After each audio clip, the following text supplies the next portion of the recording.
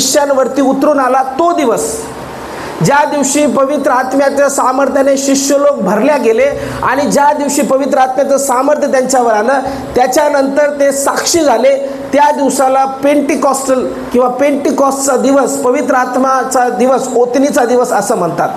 मग आम्हाला प्रेषितांची कृत्याच्या 2ऱ्या अध्यायामध्ये ते चांगलं पाहायला भेटतं. त्याच्याकडे आपण जाऊया. पण त्यापूर्वी मला हे सांगायचं आहे की शिष्यांनी भरण्यापूर्वी पवित्र आत्म्याने येशू देखील पवित्र आत्म्याच्या सामर्थ्याने भरलेला होता.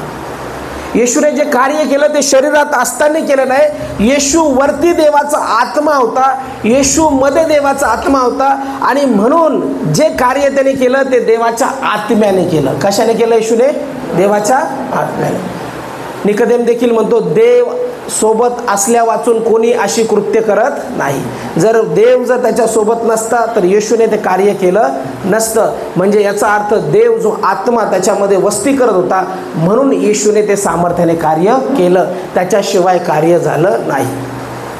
म्हणून आज आम्ही पवित्र आत्म्याबद्दल ऐकत आहोत. म्हणून मला तुम्हाला सांगायचं आहे की जी सेवा असते, आता तुम्ही म्हणता पाळकीय सेवा असो, प्रॉफेटिक सेवा असो किंवा संदेष्टाची सेवा असो किंवा त्या ठिकाणी प्रेषितीय सेवा असो, ही सेवा जी असते ज्याला खरं पाचारण आहे त्याच्याकडूनच होते, विदाऊट पाचारण होत नाही.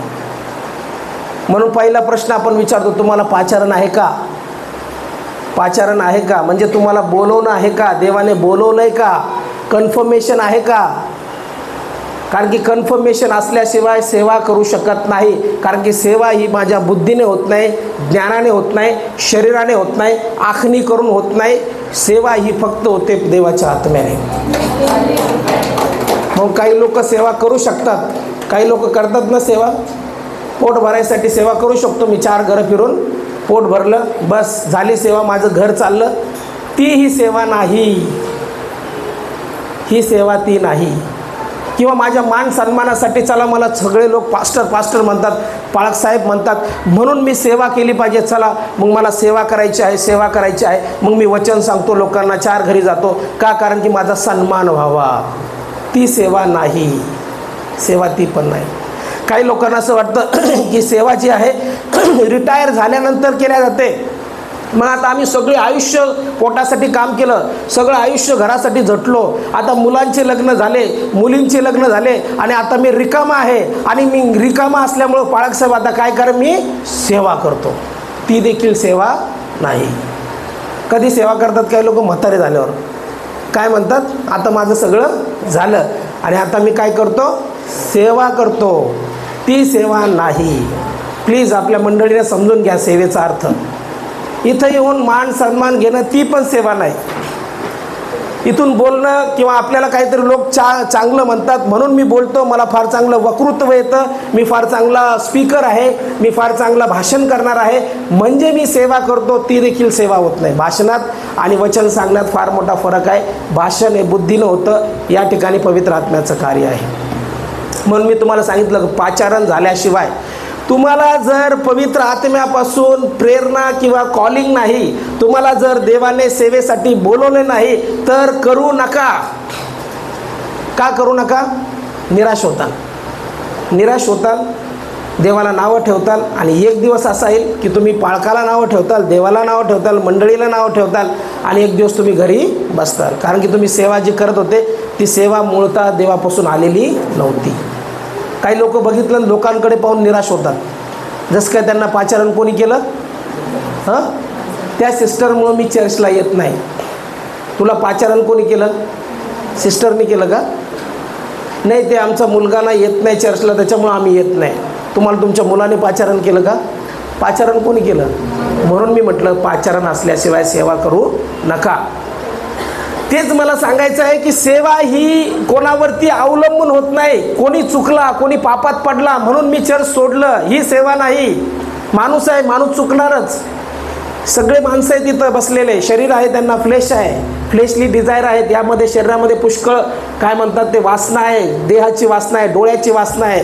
या शरीरामध्ये नाना प्रकारच्या घाणेरड्या गोष्टी वस्ती करतात आणि तिकडे शरीर ओढतं. त्या शरीराला कंट्रोल करून परत ताब्यात ठेवून देवाची सेवा करावी लागते. तो खरा सेवक. आता कितीतरी सेवक बघितले असेल तुम्ही, ढोलकी वाजवताच पळून गेले. पोरीला घेऊन. पाटोळे अंकलने सांगितला होता मला किस्सा. मी नवीन आंबेडकर नगरमध्ये पाटोळे आंटीची तर सेवा करायला गेलो, म्हणजे मंडळी चालू केली. त्यावेळेस अंकल बसतच नव्हते प्रार्थनेला. मी एक दिवस विचारलं, अंकल काय झालं, तुम्ही बसतच नाही प्रार्थनेला? अहो काय खरं नसतं म्हणे पाळकाचं. मी म्हटलं कसं काय?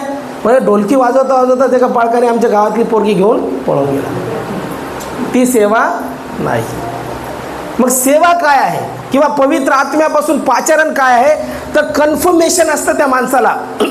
किती लोक पडले, किती पापात पडले, किती लोक चुकले, तर तो माणसाकडे बघत नाही. माणसाकडे बघून देवाला जज करत नाही. तो त्याला माहिती आहे की शरीर आहे, शरीर चुकणार, पण मला पाचारण करणारा माझा स्वर्गीय पिता आहे, मी त्याच्याकडे पाहून चालणार. त्याला आत्मिक सेवा म्हणतात. म्हणून मला असे आयरे गैरे नत्तू खैरे आवडत नाही की जे माणसाकडे पाहून पडतात आणि चर्चला येणं बंद करतात आणि म्हणतात की आमचा देवावर विश्वास नाही. बघा, माणूस चुकला. एक दिवस एक व्यक्ती एका ग्रुपवरती, आम्ही ज्या ग्रुपमध्ये शिक्षण घेतो त्या ग्रुपवरती तो सांगत होता, आणि त्या बहिणीचा तो नवरा होता आणि तो सांगत होता की मला तरुणपणामध्ये देवाची सेवा करायची होती पास्ट. मला तरुणपणामध्ये देवाची सेवा करायची होती, पण मी काही लोकांना बघितलं आणि काही लोक ख्रिस्ती असून चुकताना बघितले, आणि त्याच्यामुळं मी काय केलं, मी सेवा न करण्याचा निर्णय घेतला. मला प्रश्न पडला, याला लोकांनी बोलवलं होतं की देवाने बोलवलं होतं? त्यावेळेस कळालं मला, याला सगळा विश्वास लोकांवरती होता, याचा विश्वास देवावरती नव्हता. मग पेंटिकॉस्टल आम्ही संडे साजरा करत असताना येशूने जी सेवा केली ती लोकांना पाहून केली नाही. येशू तर लोकांची मनं ओळखत होता, त्याला माहीत होतं लोकांच्या मनामध्ये काय चाललेलं आहे, पण त्याला जो टास्क दिलेला होता, त्याला जी कामगिरी दिलेली होती ती देवाच्या आत्म्यापासून होती. त्याचं पाचारण जे होतं ते वरतून होतं. मग जर मंडळीमध्ये तुम्हाला काही सेवेसाठी देवाने बोलवलेलं आहे, तर मी बोलवलं नाही किंवा ब्रदरनी बोलवलं नाही, तर तुम्हाला देवाने त्याच्या सेवेसाठी बोलवलेलं आहे. Hallelujah, hallelujah. म्हणून जर आम्ही बघतो येशूचं जीवनचरित्र किंवा येशूचं कार्य जर बघितलं, लोकऋषवर्तमान याचा 4था अध्याय आणि 14 वचनामध्ये जर आम्ही बघितलं, तर त्या ठिकाणी काय म्हणलेलं आहे? लूक याचा 4था अध्याय आणि 14 वचन. नंतर येशू आत्म्याच्या सामर्थ्याने गालिलात परत आला व त्याची कीर्ती चहूकडल्या प्रदेशात पसरली. आता येशूचं पाचारण जे होतं ते देवाच्या आत्म्यापासून होतं. म्हणून पाचारण समजून घ्या, देवाची सेवा समजून घ्या. देवाची सेवा बलाने पराक्रमाने होत नाही, देवाची सेवा बुद्धीने ज्ञानाने होत नाही. देवाची सेवा जी आहे ती वरतून आहे, पाचारण आहे. त्याच्यासाठी पवित्र आत्म्याचं साह्य असणं फार गरजेचं आहे. ज्याच्याबरोबर देवाचा आत्मा आहे तोच देवाची सेवा करू शकतो. मग इथं काय म्हटलेलं आहे? नंतर येशू आत्म्याच्या सामर्थ्याने गालिलात परत आला व त्याची कीर्ती चौकडल्या प्रदेशात पसरली. येशू आत्म्याच्या सामर्थ्याने गालिलात आला. येशू शरीरामध्ये होता आणि शरीरामध्ये असताना आम्हाला पाहायला वाटतं की येशूची फार परीक्षा घेण्यात आली. ज्यावेळेस त्याने फास्टिंग केली, उपवास केली, त्यावेळेस त्याला म्हटलेलं आहे या धोंड्याच्या भाकरी हो म्हणून सांग. त्याला वरती डोंगरावरती उंच ठिकाणी नेलं आणि सांगितलं की सगळं माझं आहे, तुम्हाला नमन कर. त्याच्यानंतर उंच मंदिराच्या टोकावर नेलं आणि इथून खाली जंप कर, उडी मार असं म्हटलं. या सगळ्या परीक्षावर शरीराने विजय मिळवला. येशू आत्म्यामध्ये नव्हता, येशू शरीरामध्ये होता. आणि जो कोणी या पृथ्वीवर शरीरामध्ये आहे त्याच्या शरीरामध्ये देह वासना वस्ती करते. सैतान तर आमचा शत्रू आहेच, पण सैतानापेक्षा सगळ्यात मोठा जर शत्रू आमचा कोणी असेल तर आमचा देह आहे. कारण की तुम्ही बघा, देह इतका प्रबळ आहे ना, जे देहाला आवडतं तेच तो करतो. देहामध्ये काही चांगलं वस्ती करत नाही. माझा देह मला पापाकडे नेतो आणि परमेश्वराचा आत्मा मला चांगल्या गोष्टी करायला लावतो. माझा देह मला चुकीचं बोलायला लावतो, पवित्र आत्मा मला चांगल्या गोष्टी करायला लावतो. म्हणजे देह आणि आत्मा परस्पर विरोधी आहे. माणसाला मोह होतो, माणसाला लालच येते. काय लालच येते? त्याला खाऊशी वाटतं. जर खायचं वाटलं लालसा येते, त्याला हे करायला पाहिजे. त्याला धन दिसलं तर त्याला लालसा येते, त्याला वाटतं हे माझ्याकडं पाहिजे. त्याला जर काही सुंदर गोष्ट काही दिसली तर त्या सुंदर गोष्टीकडे तो आकर्षित होतो. तो आकर्षित होत नाही. त्याच्यामध्ये मूळतः शरीरामध्ये पापाचा बीज आहे, स्वभाव आहे, जो आदामापासून आलेला आहे. म्हणून आमच्यात आणि देहामध्ये फार मोठं युद्ध होत असतं. म्हणून देहाला त्याने कुदलून किंवा देहावरती विजय मिळून मग नंतर तो परीक्षेत पास झाला. आणि परीक्षेत पास झाल्यानंतर आत्म्याने त्याला पाचारण केलं. म्हणून देह जो आहे, देह जर म्हटला तर देहामध्ये काही चांगलं वस्ती करत नाही. तुम्ही म्हणता देह माझा आहे, असा आहे तसा आहे, पण देह तुम्हाला काय करतो, बऱ्याच वेळेस पापामध्ये पाडतो. हे शरीर आम्हाला पापाकडे घेऊन जातं आणि शरीराद्वारे पाप होतो. पाप जे होतं ते शरीराद्वारे होतं. म्हणून सगळ्यात पहिला नंबर 1 शत्रू जर आम्ही सैतान म्हणतो, सैतानापेक्षा देखील शत्रू जर कोणी असेल तर स्वतःचा देह आहे. त्या देहाला पहिले कुदलता आलं पाहिजे, त्या देहाला पहिले गुलाम करता आलं पाहिजे, त्या देहाला पूर्णपणे परमेश्वराच्या आत्म्याच्या स्वाधीन करता आलं पाहिजे आणि मग नंतर आम्ही त्या आत्म्याची सेवा करू शकतो. सोपं नाही आहे. काही लोकांना वाटत असं 4 लफडे केले, सगळं केलं, सगळ्या गोष्टी केल्या आणि मग म्हटलं हालेलुया देवा तुझा आत्मा माझ्यात कार्य करू, पळ तिकडं अजून 50 लफडे कर आणि मग काय म्हण, देवा मी तर तुझा आहे. असं काम नाही होत. शरीरामध्ये पवित्रता आणि शुद्धता असल्याशिवाय पवित्र आत्मा देखील त्या शरीरामध्ये वस्ती करत नाही. आपण काही करू आणि काय म्हणू देवाला, सगळे पाप करून येऊ आणि रविवारीच्या दिवशी काय म्हणू, देवा मला क्षमा कर आणि तुझा आत्मा माझ्यामध्ये वस्ती करू आणि माझी तुझी सेवा होऊ दे. नाही होत. सेवा काहीच होणार नाही तुमच्याकडून. कारण की शरीर पहिले समर्पित केलं येशूने. पवित्र आत्मा त्याच्यामध्ये येऊन वस्ती करण्यापूर्वी त्याचं शरीर समर्पित होतं.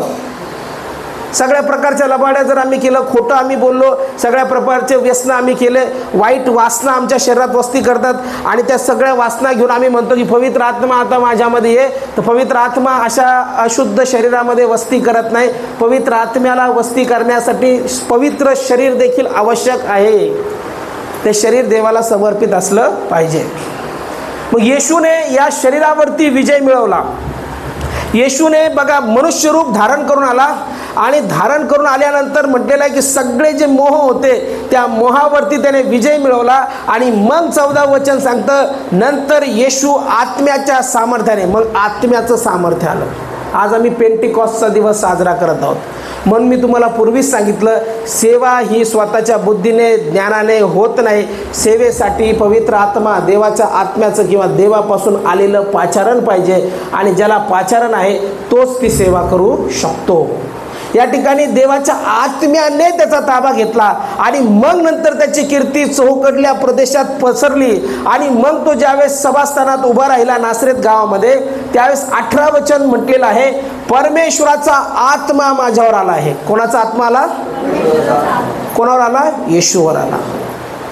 येशूने पहिले सॅक्रिफाईस केलं, येशूने पूर्णपणे परीक्षेत पास झाला आणि मग नंतर परमेश्वराचा आत्मा त्याच्यावरती आला.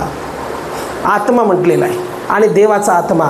मग पेंटिकॉस्टचा संडे साजरा करत असताना पवित्र आत्मा फार आवश्यक आहे. रोज आणि रोज राहण्यासाठी, आम्हाला चांगलं जीवन जगण्यासाठी देवाचा आत्मा आमच्याबरोबर असणं फार गरजेचं आहे. ज्याच्यामध्ये देवाचा आत्मा वस्ती करत नाही त्याला टोचणी बसत नाही. तुम्ही काही चूक केली तुम्हाला मजा वाटेल, तुम्ही काही पाप केलं तुम्हाला मजा वाटेल, कारण पवित्र आत्माच नाही.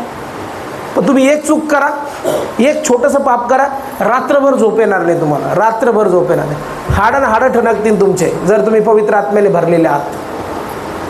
कोणाला शिव्या शाप द्या तुम्ही, तुम्हाला झोप येते की पवित्र भरलेले असाल तर.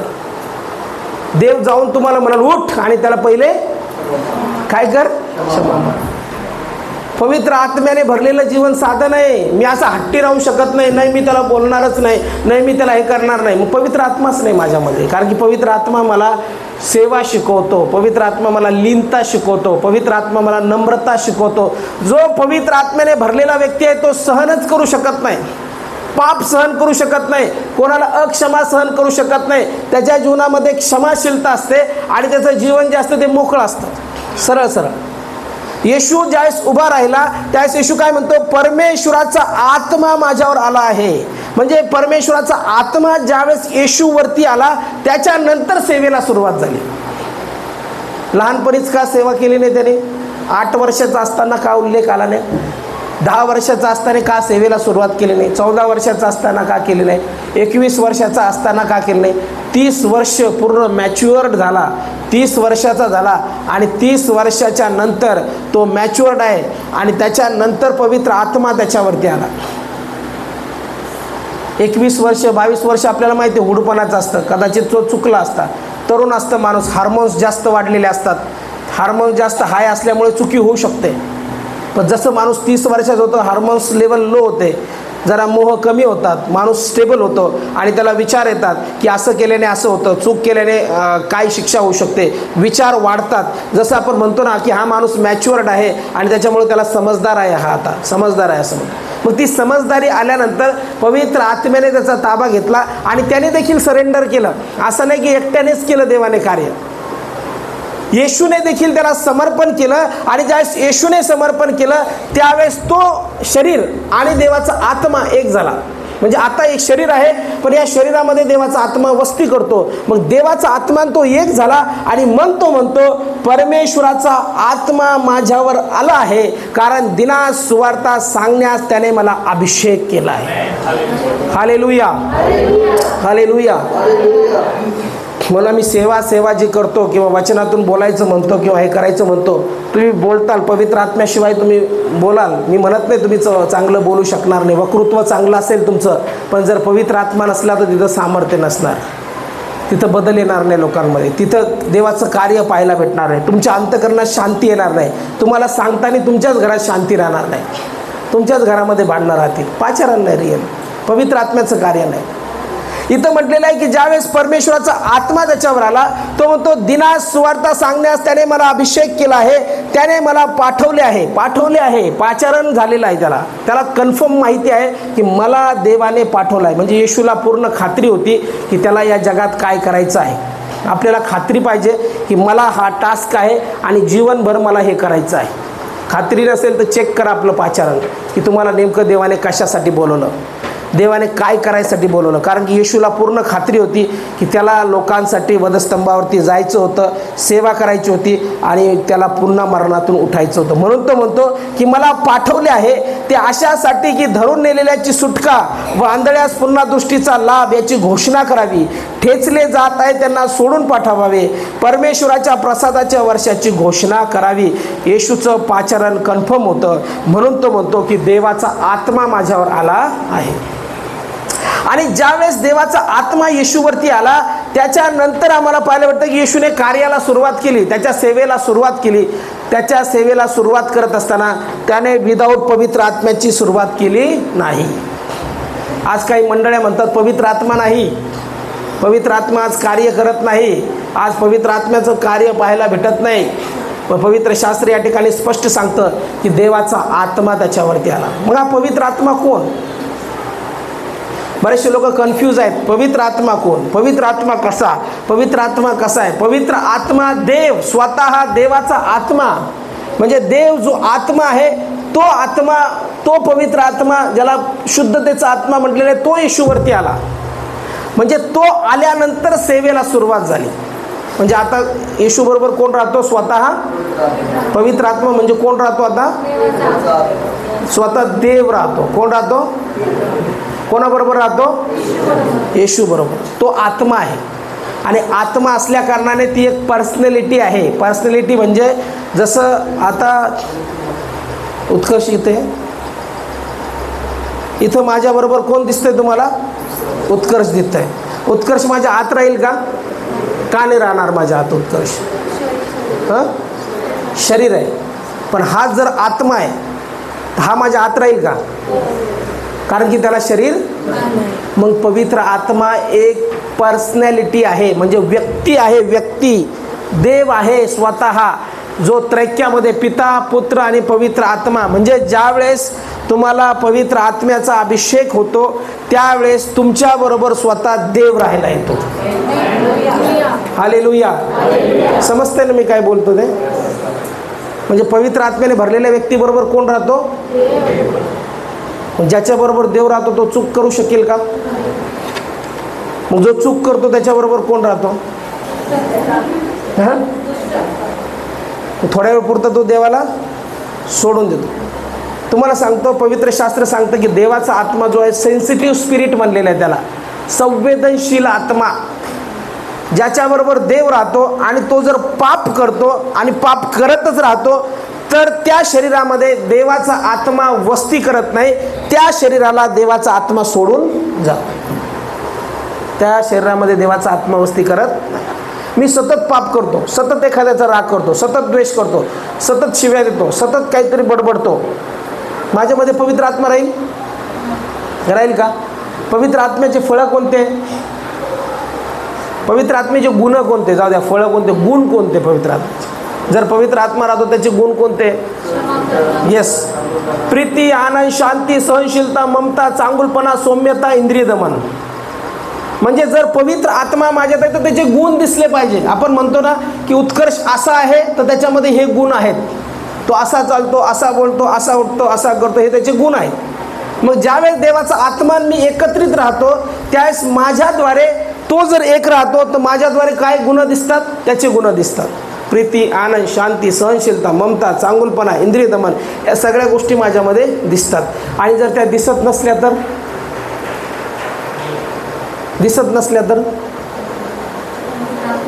प्रीती बिलकुल नाही, चिडचिड चिडचिड, शांती बिलकुल नाही, अशांत, एकदम अशांत, एकदम बेचैन, केस टाईट, कायम 24 तास विचार.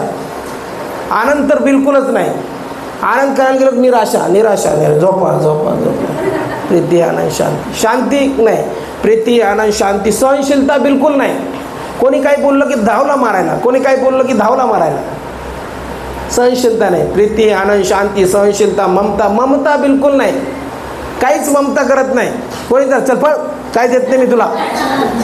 एखादा भिकारी जरी आला, 10 रुपये द्या, नाही 10 रुपये नाही देत, फळ तिकडं, अहो काहीतरी द्या मला तुमच्या घरात, काहीच देत नाही मी. ममता नाही. प्रीती, आनंद, शांती, सहनशीलता, ममता, चांगुलपणा तर बिलकुलच नाही. कधी झाडूला हात लावत नाही. चांगुलपणा बिलकुल नाही. कधी खुर्चीला हात लावत नाही. आणि माझ्यामध्ये पवित्र आत्मा वस्ती करतो. कसं वस्तीकरण पवित्र आत्मा? चांगुलपणा थोडा नाही. पेंटिकॉस्ट संडे म्हणून मी तुम्हाला सांगतो की ज्याच्यामध्ये पवित्र आत्मा वस्ती करतो त्याला पाहता क्षणी तुम्ही म्हणता की याच्यामध्ये पवित्र आत्मा मला दिसतो, या स्त्रीमध्ये मला पवित्र आत्मा दिसतो. ही स्त्री जी आहे ही पवित्र आत्म्याने भरलेली स्त्री आहे. कारण तिचे गुण पाहूनच तुम्ही ओळखाल की हिच्यामध्ये देवाचा आत्मा वस्ती करतो. हालेलुया. असंच थोडी देवाचा आत्मा कार्य करतो. मरणाचा राग करतो, दे लाता, दे बुक्क्या घरी बायकोला, आणि येशू माझ्याद्वारे कार्य करतो. कदाचित दान माझ्यात काम करेल, जे देवाने गिफ्ट दिलेले ते काम करेल. एकदा दान दिलेलं तो हिसकून घेत नाही. पण जर माझा स्वभाव तसाच असला तर एक दिवस ते दान पण देव वापस घेऊन टाकील आणि मी पवित्र आत्मा विरहित जीवन जगेल. म्हणून ज्याच्याबरोबर देवाचा आत्मा असतो त्याच्यामध्ये गुण असतात पवित्र आत्म्याचे, त्याच्याबरोबर ते फळं असतात. तो जास्त काळ पापात राहू शकत नाही किंवा तो पाप करू शकत नाही, एखाद्याचा द्वेष करू शकत नाही, राग करू शकत नाही. त्याच्यामध्ये प्रीती, आनंद, शांती, सहनशीलता हे सगळे 9 फळं त्याच्यामध्ये असतात. आणि तो व्यक्ती जो असतो त्याच्या चेहऱ्यावरती प्रसन्नता दिसते. कायम तो कसा असतो? दुःखात पण आनंदी असतो, हसत असतो. असं असतो का? बाळासाहेब पवित्र आत्म्याने भरलेले आहेत. या सिस्टर प्रार्थना करतो येशूच्या नावात. चा अहो बाळासाहेब काय झालं? जाऊ द्या, माझं मला, मी फार निराश आहे, मी फार त्रासात आहे. मला त्रास सांगायची गरज नाही, मला त्रास सांगायला माझा परमेश्वर आहे. तुम्ही पवित्र आत्म्याने जर भरलेले आहे तर कोणत्याही त्रासाला घाबरणार नाही, संकटाला घाबरणार नाही. निराशा आली तर निराशा बोलून दाखवणार नाही. एकच बोलताल की माझ्यामध्ये जो वस्ती करतो, जो जगात आहे त्यापेक्षा माझ्यात जो आहे तो श्रेष्ठ आहे. Hallelujah, hallelujah. मग येशूमध्ये देवाचा आत्मा वस्ती करत आहे. मग येशू ज्यावेळेस उपास प्रार्थना करून डोंगरावरून खाली आला त्यावेळेस त्याच्या ठाई देवाचा आत्मा वस्ती करत होता. आणि तो आणि आत्मा एक आहे. म्हणून तो म्हणतो ज्याने मला बघितलं त्याने पित्याला बघितलं. काही लोक म्हणतात ना पवित्र शास्त्रात कुठं लिहिलेलं आहे येशू स्वतः असं म्हणतो की मी देव आहे, असं स्पष्ट वाक्य त्या ठिकाणी नाही. पण येशू सरळ म्हणतो की मी देवाचा पुत्र आहे. आणि तो काय म्हणतो या ठिकाणी की ज्याने मला बघितलं त्याने पित्याला बघितलं. म्हणजे पिता माझ्यामध्ये वस्ती करतो, कारण की पवित्र आत्मा माझ्यामध्ये वस्ती करतो. आजच्या काळाची गरज आहे, प्रत्येक मंडळी पवित्र आत्म्याच्या सामर्थ्याने भरलेली असावी. कारण की सेवा ही पवित्र आत्म्याशिवाय नाही. मी माझ्या बुद्धीने सेवा करू शकतो, मी प्लॅनिंग चांगली करू शकतो, माझ्या बुद्धीनं आखणी चांगली करू शकतो, एक शाळा खोलल्यासारखे चांगलं चालू शकतो. पण त्या ठिकाणी जर पवित्र आत्म्याचं सामर्थ्य नसलं तर ते काम माझं पृथ्वीवर काही काळासाठी राहील, त्याच्यानंतर ते संपून जाईल. पण जर पवित्र आत्म्याच्या सामर्थ्याने मी काम करत आहे, आपली मंडळी जर पवित्र आत्म्याने भरलेली आहे, तर ते काम सार्वकालिक आहे. कारण की इथंही आम्ही पवित्र आत्म्याच्या सामर्थ्याने भरून सेवा करत आहे आणि इथून ज्यावेळेस आमचा मृत्यू होईल त्यावेळेस आम्ही येशूमध्ये उठल्या जाऊ, त्यावेळेस स्वर्गातही आम्ही त्या ठिकाणी येशूची सेवा करू. म्हणून पवित्र आत्म्याचं कार्य सार्वकालिक आहे, ते संपत नाही. म्हणून विदाऊट पवित्र आत्मा, ज्याच्या मंडळीमध्ये किंवा ज्या लोक पवित्र आत्म्याने भरलेले नाही, त्यांनी प्रार्थना करावी की पवित्र आत्म्याने आम्ही भरले जावं. कारण की स्वतः येशू ख्रिस्त देखील पवित्र आत्म्याच्या सामर्थ्याने भरलेला होता. प्रेषितांची कृत्याचा 10वा अध्याय जर आम्ही बघितला, त्यामध्ये देखील पवित्र शास्त्र स्पष्ट आम्हाला सांगतं. 10वा अध्याय आणि 38 वचन, 10 अध्याय आणि 38 वचन. प्रेषितांची कृत्याचा 10 अध्याय आणि 38 वचन. नासोरी येशूला देवाने पवित्र आत्म्याच्या व सामर्थ्याचा अभिषेक केला व तो सत्कर्मे करत व सैतानाच्या सत्तेखाली असलेल्या सर्वांना बरे करत फिरला, कारण देव त्याच्या बरोबर होता. आता इथं बघा स्पष्ट सांगितलेले की नासोरी येशूला देवाने पवित्र आत्म्याचा व सामर्थ्याचा अभिषेक केला. अभिषेक म्हणजे स्वतः देव त्या व्यक्तीबरोबर असणं. मी तुम्हाला पूर्वी पण सांगितलं की ज्यावेळेस शमूएल तेलाचं शिंग भरून आणलं आणि त्याने बघितलं दावीद राजा ज्याला देवाने निवडलेला आहे, त्या समयी त्याने काय केलं, आपलं अभिषेकाचं तेल जे आहे ते त्याच्या मस्तकावरती ओतलं. आणि ज्यावेळेस ते मस्तकावरती ओतलं त्यावेळेस पवित्र शास्त्र आम्हाला सांगतं, त्या दिवसापासून दाविदाच्या ठाई देवाचा आत्मा जोरजोरात संचरू लागला. त्याला अभिषेक म्हणतात. आपण म्हणतो ना, अभिषेक कर देवा, अभिषेक कर, अभिषेक कर देवा, मला अभिषिक्त कर. अभिषिक्त व्यक्ती तो असतो ज्याच्याबरोबर देव राहतो. म्हणून दावीद काय म्हणतो, मी अभिषिक्तावर तलवार चालू कशी? मी अभिषिक्तावर तलवार चालू शकत नाही. माणसावर तलवार चालू शकतो, अभिषिक्तावर नाही. का? कारण की दावीद स्वतः अभिषिक्त आहे. दावीदेला अभिषेक केलेला आहे आणि ज्याला अभिषेक होता, जुना करार सांगतो की त्याच्याबरोबर देव राहतो. मग शौलाला देखील अभिषेक झालेला होता पवित्र आत्म्याचा, देवाच्या आत्म्याचा. त्याला राजा म्हणून अभिषेक केला होता, त्याच्याबरोबर पण देवाचा आत्मा होता. म्हणून दावीद काय म्हणतो, मी अभिषिक्तावर तलवार चालू शकत नाही. कारण की मी जर तलवार चालवली तर मी कोणावर तलवार चालवतो? देवावर तलवार चालवतो. हे कॉन्सेप्ट आपल्याला समजतच नाही. आपण पवित्र शास्त्र फक्त वाचतो, आपल्याला त्याच्यातलं मर्म कळत नाही. असं जस्ट वाचायचं म्हणून वाचायचं नाही. पवित्र आत्म्याला म्हणायचं, मला ज्ञान दे. ज्यावेळेस मी शब्द वाचेल त्यावेळेस तो शब्द मला समजो काय देवाचं सांगत आहे. म्हणजे तो देवावर तलवार चालू शकत नाही. म्हणून तो म्हणतो की तू तर देवाचा अभिषिक्त आहेस. आणि आता पवित्र शास्त्र काय सांगतं या ठिकाणी की नासोरी येशूला, म्हणजे येशू ख्रिस्ताला देवाने काय केला, पवित्र आत्म्याचा आणि सामर्थ्याचा अभिषेक केला. म्हणजे त्याला बोलवलं एक सेवा कार्य करण्यासाठी. जे सेवा कार्य येशूला दिलेलं होतं ते त्यालाच दिलेलं होतं आणि ते सेवा कार्य करण्यासाठी त्याला पाचारण केलेलं होतं लोकांसाठी. त्यावेळेस त्याला स्पष्ट म्हणलेलं आहे की नासोरी येशूला देवाने पवित्र आत्म्याचा व सामर्थ्याचा अभिषेक केला. तो सत्कर्मे करीत व सैतानाच्या सत्तेखाली असलेल्या सर्वांना बरे करीत फिरला. आता मी तुम्हाला सांगतो, सत्कर्मे करणं आणि सैतानाच्या सत्तेखाली असलेल्या सर्वांना बरं करणं हे एक माणूस करू शकत नाही. समजलं? थोड्या वेळपुरता असा विचार करा, येशू एक चांगला माणूस आहे, चांगला माणूस हा, पण त्याच्याबरोबर देवाचा आत्मा नाही. तो सत्कर्मही करू शकला नसता. तुम्ही माणूस म्हणून बघा, तुम्हाला काही देऊशी वाटणार नाही, तुम्हाला प्रेरणाच होणार नाही. माणूस म्हणून तुम्हाला 10 रुपये पण देऊशी वाटणार नाही. सत्य सांगतो मी, माणूस म्हणून तुम्हाला 10 रुपये पण देऊशी वाटणार नाही. पण ज्यावेळेस पवित्र आत्मा तुम्हाला प्रेरणा देतो त्यावेळेस तुम्ही 10,000 सुद्धा द्यायला कमी करणार नाही. ती प्रेरणा कोणाची आहे? पवित्र आत्म्याची. म्हणून इथं काय म्हणले, सत्कर्मे, चांगली कर्मे आणि सैतानाच्या सत्तेखाली असलेल्या सर्वांना बरे करीत फिरला. जर एक माणूस असता तर मला नाही वाटत त्याने सैतानाच्या सत्तेखाली असलेल्याला बरं केलं असतं. माणसामध्ये ते सामर्थ्य नाही. माणूस कोणाला बरं करू शकत नाही. माणूस एखाद्या व्यक्तीला बरं करू शकत नाही. माणूस एखाद्या मनुष्याला किंवा लोकांना म्हणू शकत नाही तुझ्या पापाची क्षमा झाली आहे.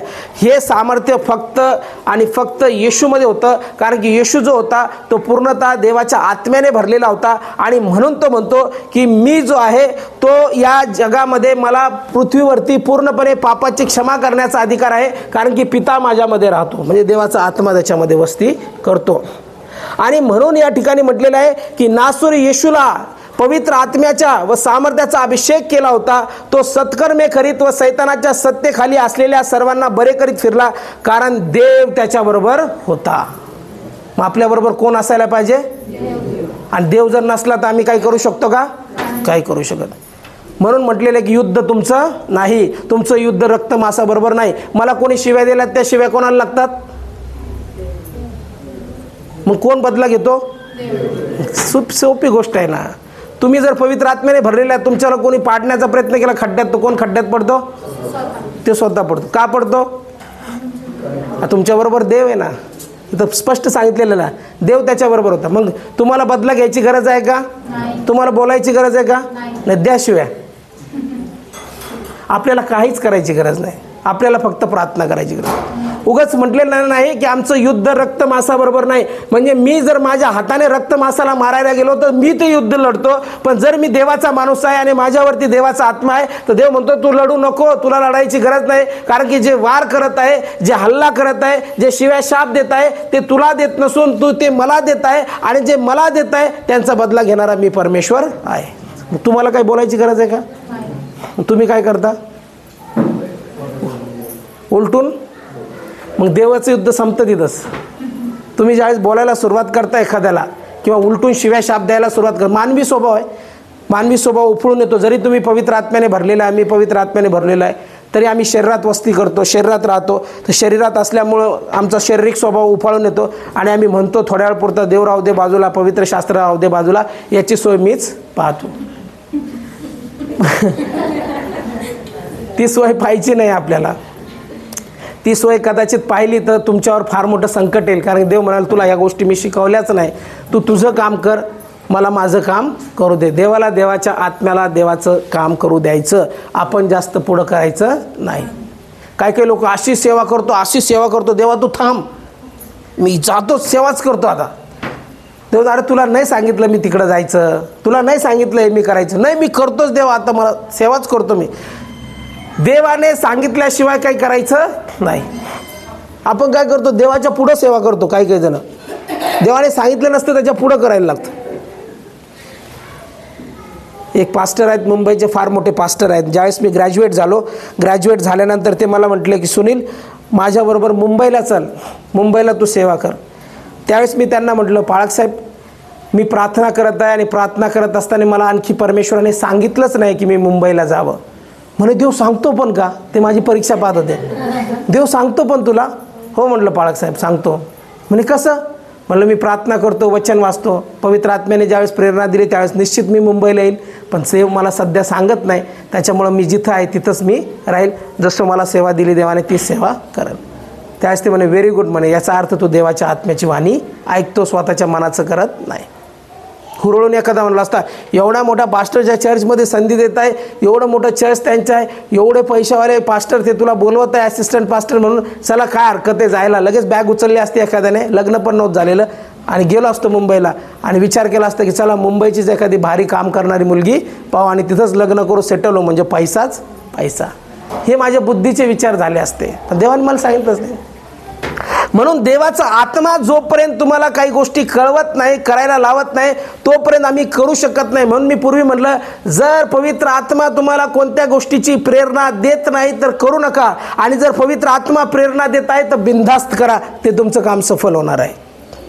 पवित्र आत्मा जर प्रेरणा देत आहे, कारण देवाच्या आत्म्याचं कार्य आहे. म्हणून पवित्र शास्त्र या ठिकाणी सांगतं की येशू पवित्र आत्म्याच्या सामर्थ्याने आणि अभिषेकाने चालला, आणि म्हणून म्हटलेलं की देव त्याच्याबरोबर होता. मग येशू जोपर्यंत या जगात होता तोपर्यंत देव त्याच्याबरोबर होता. आणि मग नंतर पवित्र शास्त्र आम्हाला काय सांगतं की येशूचं जाण्याची वेळ ज्यावेळेस आली त्यावेळेस तो काय म्हणतो, आता मी जातो परंतु तुमच्यासाठी कैवारी पाठवतो. आता कोणासाठी पवित्र आत्मा आहे? हे आतापर्यंत मी शिकवलं त्याच्यात कोणाबरोबर होता देवाचा आत्मा?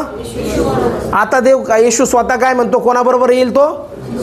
म्हणजे विश्वासणाऱ्याबरोबर, म्हणजे इथं बसलेल्या प्रत्येकाबरोबर देवाचा आत्मा राहण्यासाठी येणार आहे. म्हणजे ऑलरेडी माझ्यात पवित्र आत्मा राहतो, तर मी आणि देव एक आहे, कारण तो आत्मा आहे. मी जसं सांगितलं उत्कर्ष शरीर आहे, ते शरीर माझ्यात राहू शकत नाही. पण ज्यावेळेस उत्कर्ष आत्मा म्हणून जर म्हटलं तर तो आत्मा माझ्यात वस्ती करू शकतो. म्हणून म्हटलेलं की ज्यावेळेस ती एक स्त्री आली जिच्यामध्ये 7 आत्मे, दुष्ट आत्मे बसलेले होते. एक गजरेकरांचा भूतग्रस्त आला, त्याच्यामध्ये किती आत्मे होते? सैन्य होतं. म्हणजे आत्मा किती आत्मे वस्ती करू शकतात एका शरीरात. म्हणून एक तर या शरीरात पवित्र आत्मा वस्ती करतो, नाहीतर दुसरं या शरीरात कोण वस्ती करतो? मग तुम्हीच ओळखा माझ्यामध्ये कोण वस्ती करतो. कोण चांगलं ओळखू शकतं? स्वतःला कोण चांगलं ओळखू शकतं? स्वतः. मला कोण चांगलं ओळखू शकतं? इवन माझी बायको पण नाही ओळखू शकत मला. कोण ओळखू शकतं? काही गोष्टी जर मी तिच्यापासून लपून ठेवलेल्या असतील तर तिला माझ्या मनातलं कळतं का? मग स्वतःला कोण चांगलं ओळखू शकतं? स्वतः. आणि दुसरं कोण ओळखतं चांगलं? म्हणून देवापासून आपण काही लपू शकत नाही. म्हणून मी म्हटलं की ज्याच्यामध्ये पवित्र आत्मा वस्ती करतो तो आणि देव एक आहे. ती स्त्री आणि देव एक आहे, आणि मग देव एक आहे आणि ती स्त्री एक आहे, तर पवित्र आत्म्याचं सामर्थ्य त्यांच्यातून दिसून येतं. फळं दिसून येतात, गुण दिसून येतात. फळं म्हणण्यापेक्षा गुण दिसून येतात, आणि लगेच कळतं हे माणूस पवित्र आत्म्याने भरलेला आहे.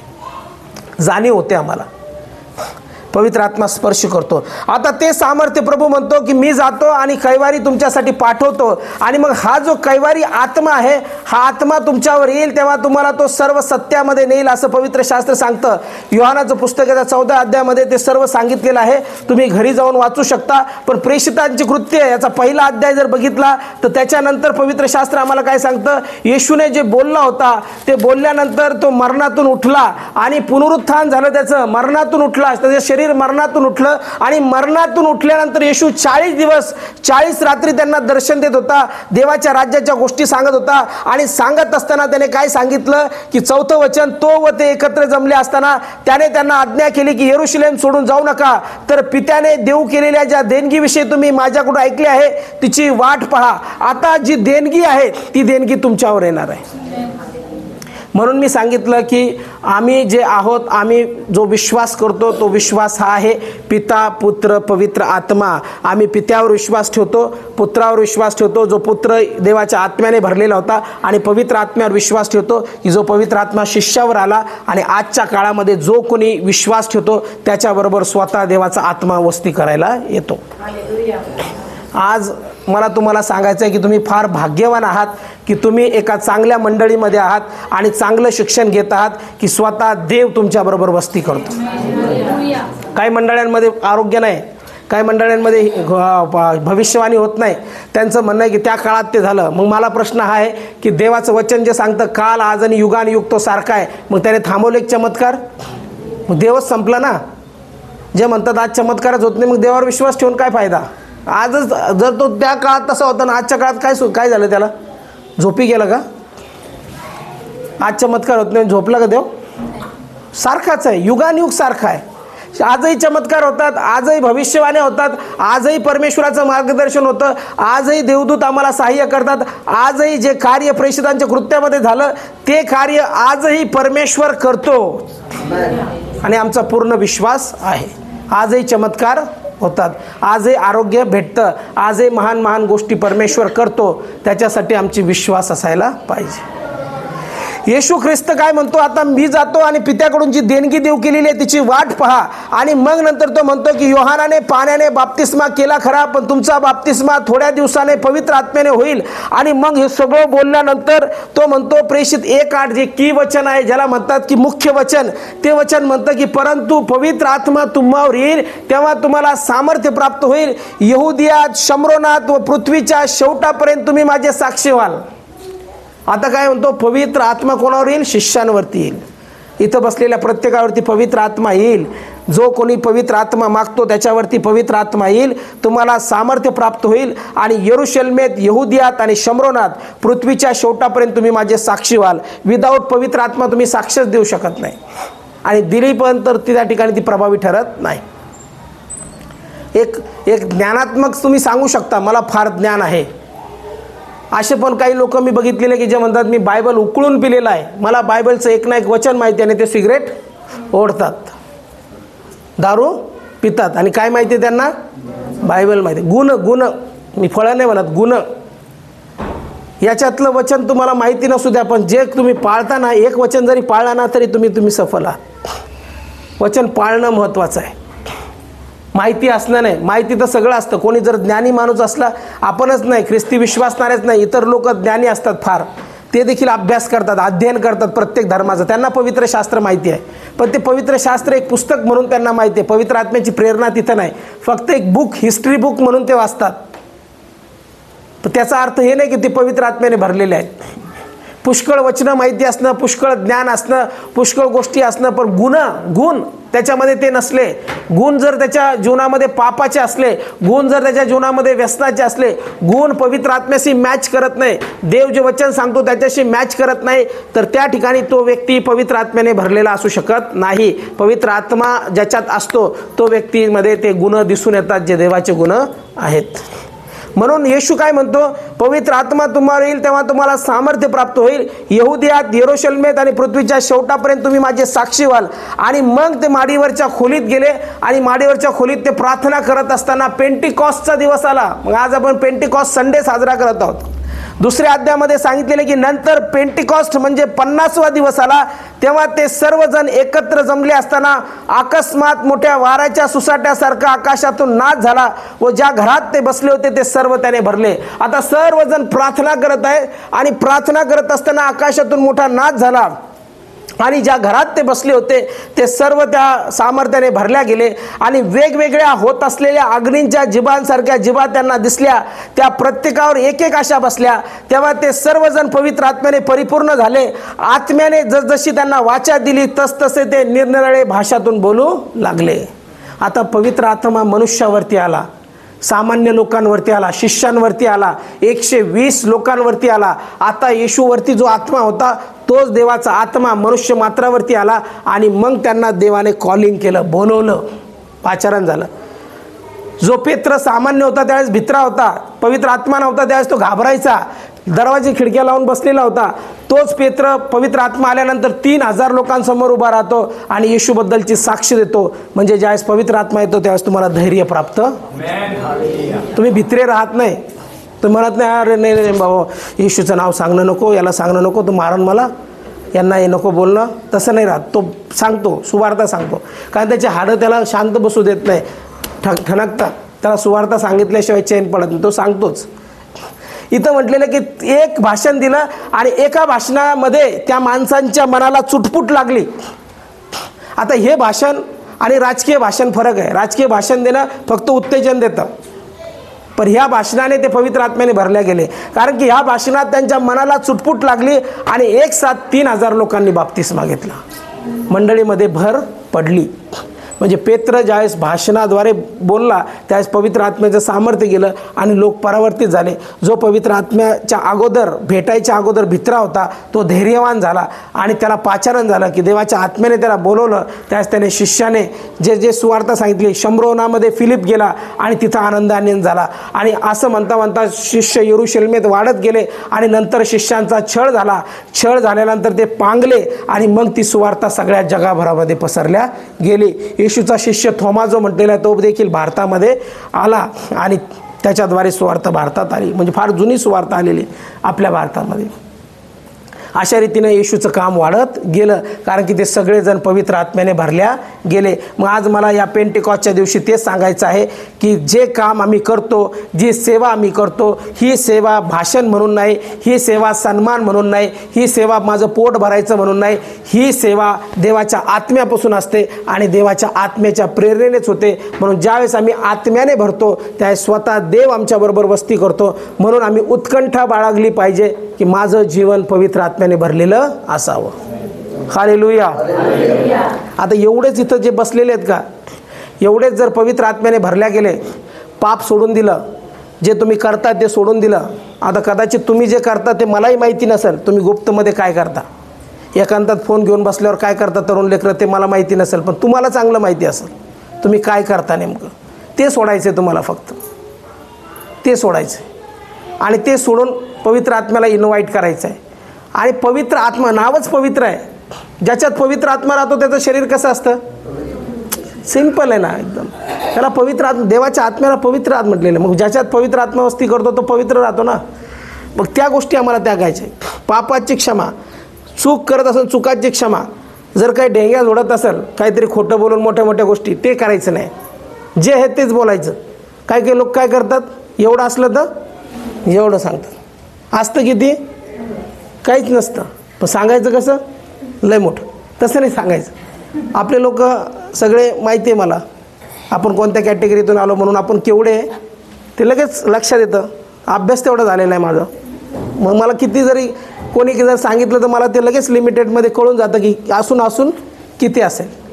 मग सांगायचं किती ते पण आपल्याला कळायला पाहिजे. पवित्र आत्म्याच्या यानुसार आम्ही जे बोलतो तेच सांगायला पाहिजे, जास्त नाही सांगायचं.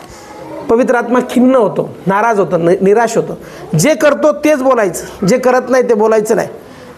पवित्र आत्म्याला निराश करायचं नाही. जर पवित्र आत्मा तुमच्यामध्ये वस्ती करतो आणि तुम्ही खोटं बोलताय, पवित्र आत्मा तुमच्याबरोबर राहणार नाही, सोडून जाईल तुम्हाला. कारण तो आत्मा आहे, सेन्सिटिव्ह स्पिरिट आहे, ते शरीर नाही, तो आत्मा आहे. तो तुमच्या आत वस्ती करतो. आणि ज्यावेळेस तुम्ही त्याला खिन्न करता, नेहमी खिन्न करता, एखाद्याला क्षमाच करत नाही तुम्ही, इतके घट्टात की तुम्ही क्षमाच करत नाही, हा गुण धर्म पवित्र आत्म्याचा नाही. पवित्र आत्मा तुम्हाला क्षमा शिकवतो. तुम्हाला माफी मागता आली पाहिजे, समोरच्या समोर झुकता आलं पाहिजे, आम्हाला क्षमा मागता आली पाहिजे, म्हणता आलं पाहिजे. चुकलो जरी नाही तरी मला क्षमा करा, जाऊ दे माझ्याकडून काही चुकलं असेल, मला क्षमा करा. ते पवित्र आत्म्याचे गुणधर्म आहेत, गुण आहेत. मग तो पवित्र आत्मा आहे ज्याच्यामध्ये वस्ती करतो, त्याचं जीवन पूर्णपणे सामर्थ्ययुक्त होतं. म्हणून आजच्या या सकाळच्या वेळेस मला हे सांगायचं की पेंटिकॉस्टचा दिन साजरा करत असताना प्रत्येक शरीर पवित्र आत्म्याने भरल्या जाऊ. स्वतः देवाचा आत्मा तुमच्याबरोबर राहायला हो. म्हणून आज आम्ही सर्वजण आपल्या पायावरती उभं राहूया.